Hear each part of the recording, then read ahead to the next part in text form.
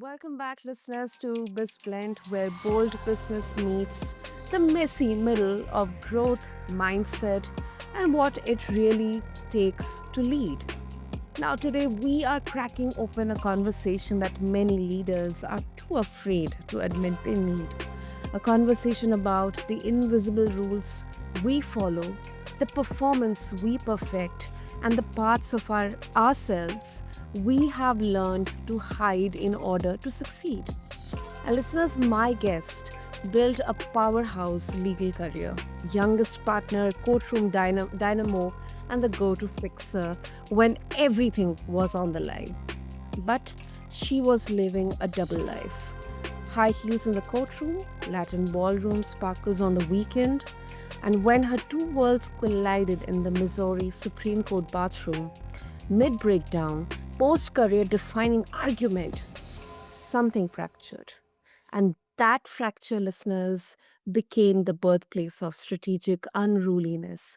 It is something that, has since helped leaders, creatives, and C suite teams unlock the clarity and power that comes when you stop trying to fit the mold. And that's what exactly we are going to talk about today in this episode of This Blend with your host, Sana. So, listeners, this isn't about rebellion for rebellion's sake. It is about unapologetic originality and how it drives results you can actually measure. So let's quickly get into it and let's welcome our guest, Kim Bolourtchi. So, Kim, welcome to the show, and I'm really, really honored to have you here with us.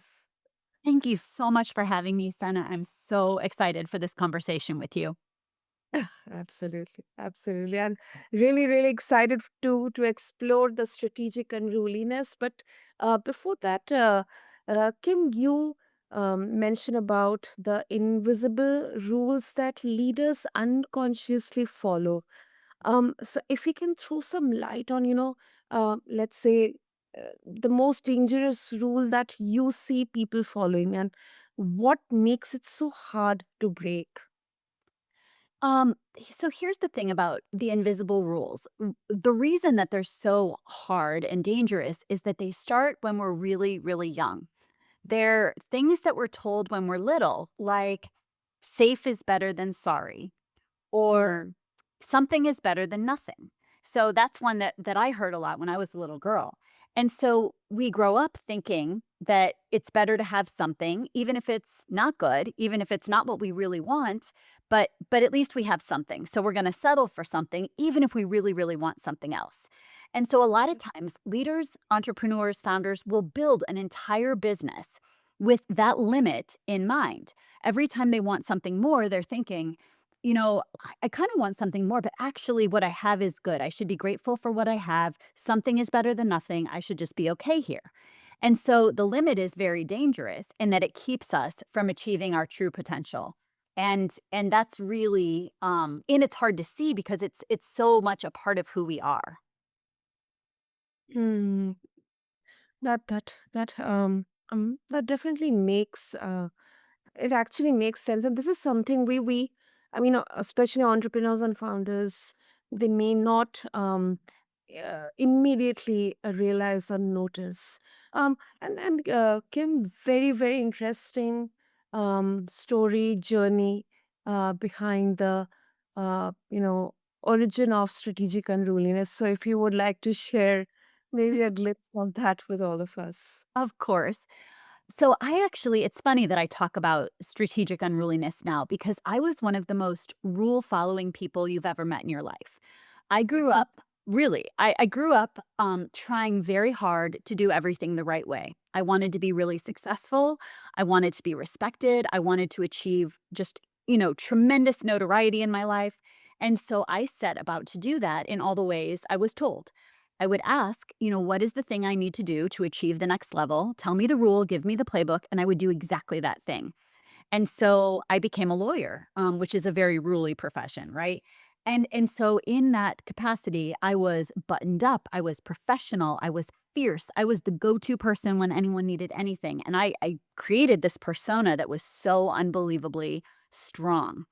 But what people Mm. didn't know is that I had this secret. I was also a professional Latin dancer. And I would Oh. travel throughout the country on the weekends, and I would compete in high heels and rhinestones and makeup and fishnets. And I was really, really good at it. And I loved it because I had also got this really creative, expressive side. And it was like a secret I would have taken probably to my death had this thing not happened. So I'm standing in the Missouri Supreme Court about to argue the biggest case of my life, and my law partner goes to introduce me to the justices who are sitting there and says, Your Honors, not only is Kim an amazing lawyer, she's also this incredible Latin dancer. And Oh. I think my world is ending, right? Oh, I can't no. believe he has just told them my secret.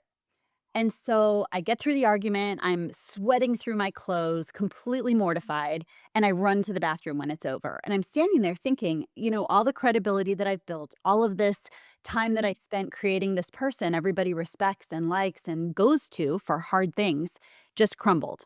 And I'm done. And I'm standing there looking in the mirror, holding on to the sink for dear life. And one of the Supreme Court justices walks in. And Mhm. she sees me, and I'm thinking, "Oh my god, she's gonna tell me that was so unprofessional. You're the worst. This is terrible." And instead, she yells, "Oh my god, you're in here. I'm so excited to see you. Tell me all about your dancing. It's the coolest thing I've ever heard." And in that moment, it was like, "Wait, everything that I've believed, these 2 worlds I've been living, it's not true. I don't have to hide all of this stuff." And that really was the beginning for me of realizing these beliefs that we hold and the rules that we live by, if they don't help us, then we really, really need to challenge them. Hmm. Wow. Wow. Yeah, that is, like coming out of the cocoon, the shell, getting out of it and then sharing it out and just be bold and unapologetic. But initially, you definitely felt that embarrassment, that fear.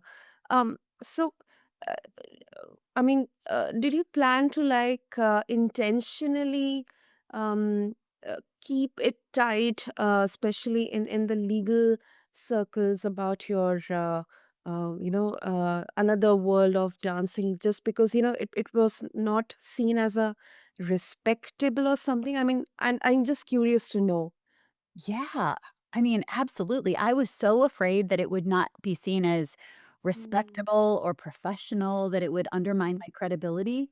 I mean, come mm, on. Nobody in my mind, I was thinking, nobody's going to trust me with their multi-million dollar lawsuit if they know that I dance like I dance. It just, in my mind, it didn't work together. And, let's be honest, that is reinforced by society. yeah, A powerful woman is supposed to look a certain way and act a certain way.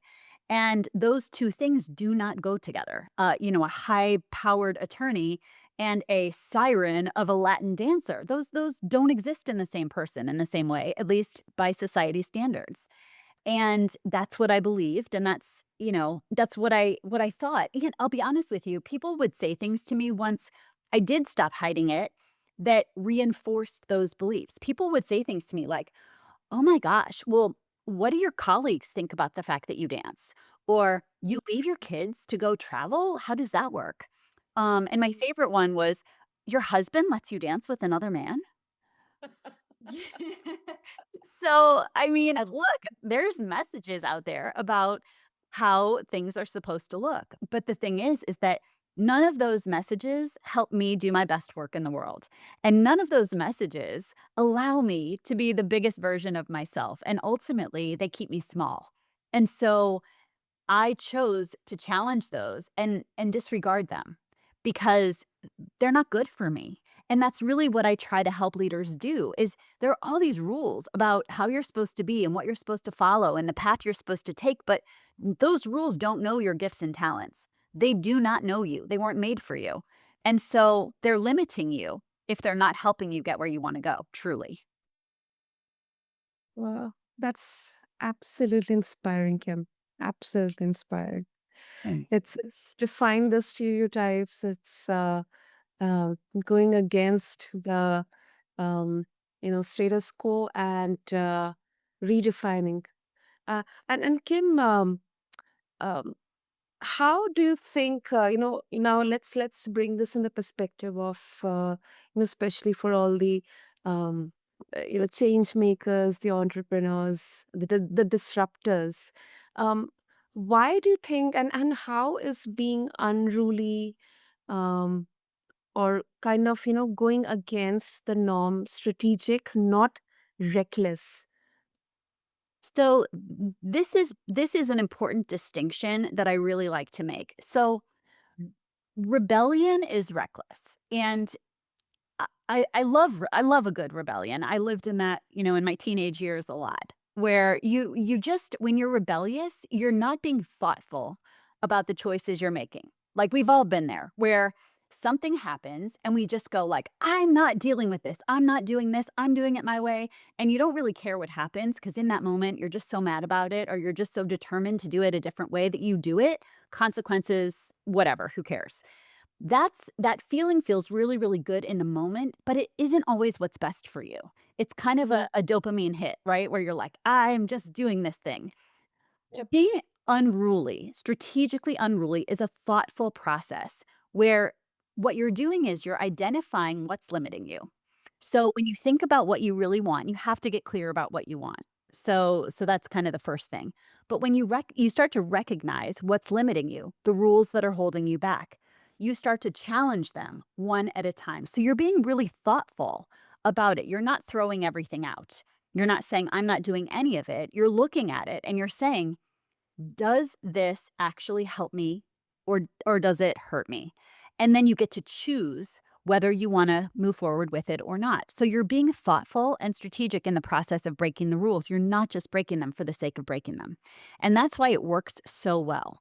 Is because when you break a rule, you're going to get a lot of pushback. You're going to get resistance even from yourself, where you're going to have a moment because you're doing things in a way that haven't been done before. You're going to have a moment where you're like, "Oh my gosh, what am I actually doing here? This feels so uncomfortable."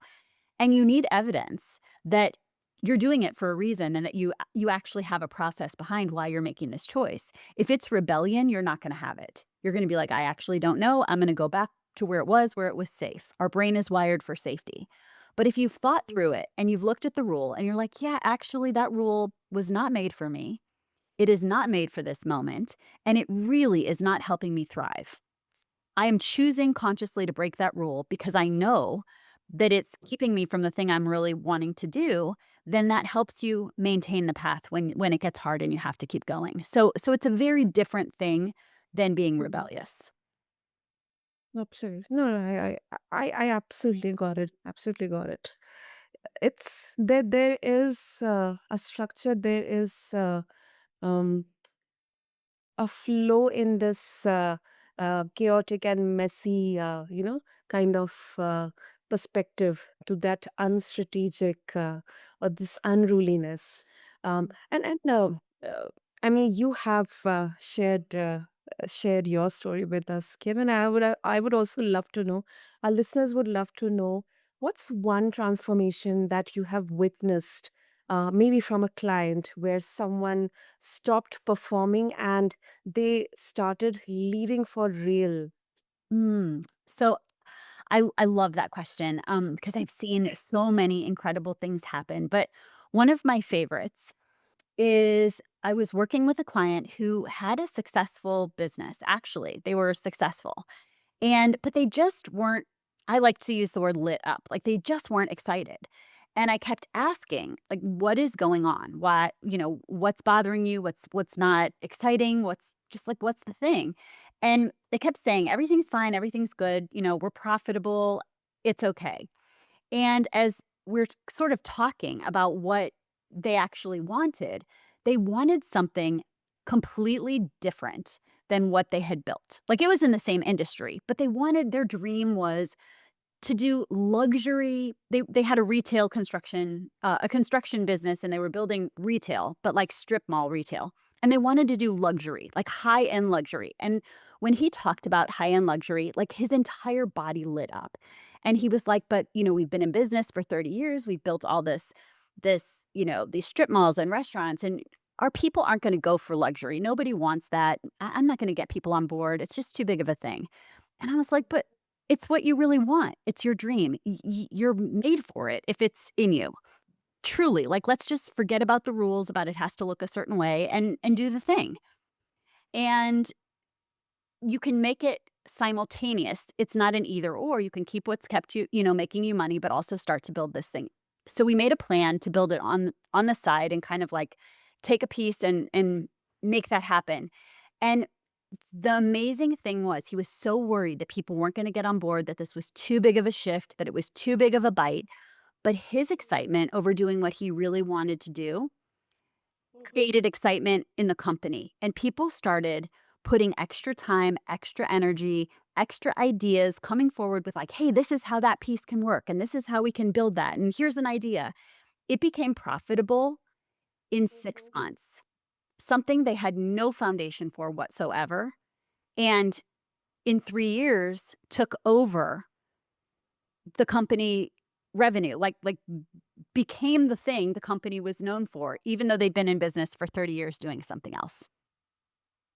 Wow. Yeah, it's absolutely incredible what happens when you honor what truly, truly matters to you and you know why it matters to you. Because people get so inspired and excited to be part of that, as opposed to the belief that there's only one way to succeed. And that if you're succeeding by other people's standards, you should just be happy with whatever you have.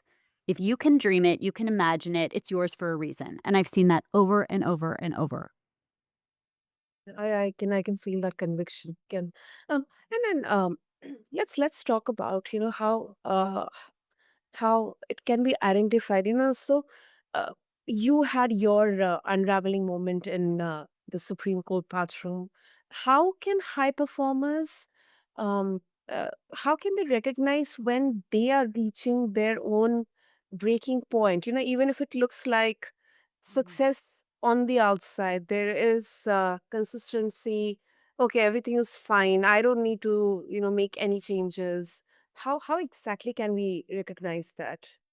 So, the first thing I'm gonna say is I would encourage everyone to try to pay attention to this before you hit a breaking point, because it's available to you in every moment. Right now, as you're sitting here listening, you have available to you the information that you need.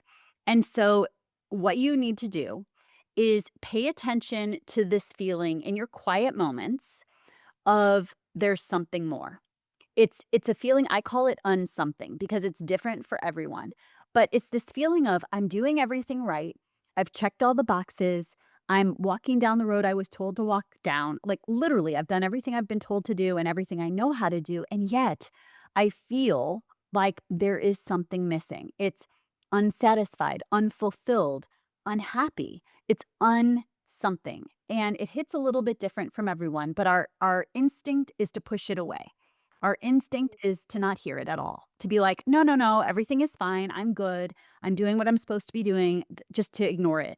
But that is your signal. That feeling that we don't wanna hear, that we don't wanna listen to, is literally telling you, "Hey, just hear me out, pay attention to me, hear what I have to say." And the best news about it is that if you listen and you don't look away to whatever it tells you, you can always choose not to do anything with it. But at least you've heard it and it tells you, you know, there's a direction I really want to go in that I haven't pursued, or there's something more I could bring to what I'm doing now that I just haven't thought is valuable. And actually, it might be. Maybe I should just play with that a little bit. Or this idea that keeps coming up and up and up that I keep suppressing, maybe I should give that a little bit more attention or invite someone else into the conversation. It's that feeling that is the signal. And if you don't have it at all, then, you might be really, really good where you are. You don't need to go search for it. But if you feel it, even in the slightest, I would encourage you to just give it some space to come to the forefront and hear what it has to say. What's beautiful, Kim. That's beautiful. I really love the word unsomething. Well, So it's so hard to define because for me, it felt, when I was practicing law and I realized I really, really felt pulled towards something different. I really wanted to start consulting and speaking and doing this whole other thing. it was this feeling of unfulfilled. I had done everything I'd been told to do. I was checking all the boxes. I had success in a life that other people looked at and were like, wow, you've made it. This is great. And inside, I just was like, yeah, I don't know what's wrong with me. Something must be wrong with me because I don't feel that way deep down. And so, I identified it for myself as unfulfilled, but I've talked to other people and they're like, I'm just unhappy. Or, I'm just it's a something that is different for everyone. And I don't ever want to define it in a way that's unrelatable. So it's more just that, if it's an pay attention to it. Mm. Well, absolutely. And I just, I mean, before we wrap up, Kim, I just want to bring in a little bit of, um, nuanced perspective into this. So, um, you know, because people, not everyone is same. So this radical, expression, or let's say if an entrepreneur or a business leader is feeling that or having that realization that okay, we I had something which I thought okay, this might be too much risky, so I haven't taken any actions yet, but now I am ready to uh you know throttle, full blow throttle and make changes and everything. Could this actually become a new form of ego driven leadership, one that makes it more about the leader than the mission?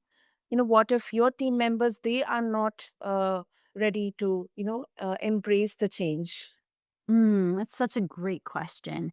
And Mm, I would say this. I think that when you are when you're really, really clear mm, about, you know, what it is that you see, it it isn't just about you. And so I'm glad that you brought that up because I'm glad you brought that up because I want to clarify this.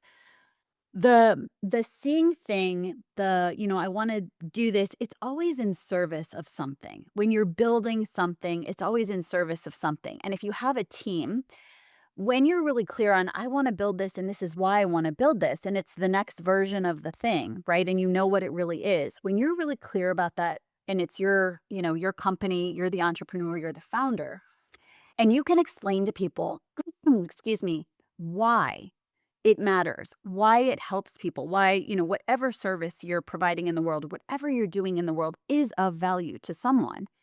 And you can invite your team to bring their full gifts and talents into that, understanding why what they bring matters. People can opt in or they can opt out. What happens, I think, most of the time is when leaders are unclear about what it is that they want, they have a thought and then people try to execute on that thought and then the leader shifts and it changes and people are trying to please and do what they think they're supposed to do, but it's not the thing because it's already shifted in the leader's mind. And so the leader's thinking like, why do my people not get it? And the people are thinking, I am busting my rear end trying to do the thing I thought we were doing and now it's not right.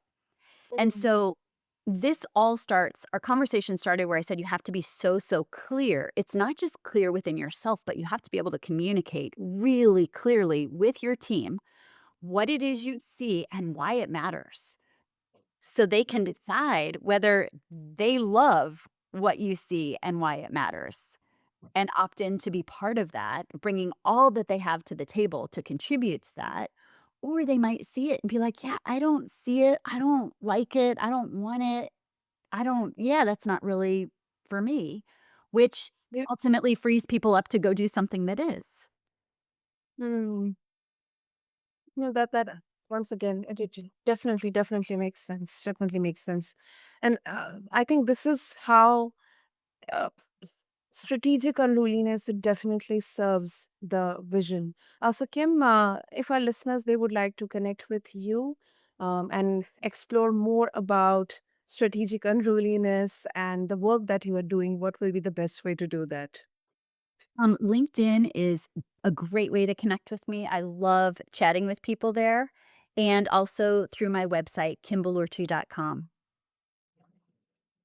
Wonderful. I'll make sure to have all the links in the show notes for our listeners. And Fu Kim, this has been such a refreshing conversation. It really, I think strategic unruliness isn't about chaos or being reckless. It's about claiming the parts of you that actually drive innovation, culture, and results. So thank you so much for having this conversation. It was amazing. Thank you so much for having me. I really, really enjoyed talking with you. I appreciate being on your show. Thank you, Kim. Thank you, and to all the listeners. We have all been told to play the game, polish your pitch, shrink your fire, and lead like someone else already did. But today's conversation cracked that wide open. If something in you is whispering, there's more. Listen to that voice because it's not rebellion for rebellion's sake. It is remembering who you are before the rules told you otherwise. And to connect with Kim and explore more about her framework, just refer to the show notes along with this episode. And if you found this episode challenging, refreshing, or a little uncomfortable, good. That means it worked. And this is BizBlend, where we lead different. And I'm your host, Sana. Thank you.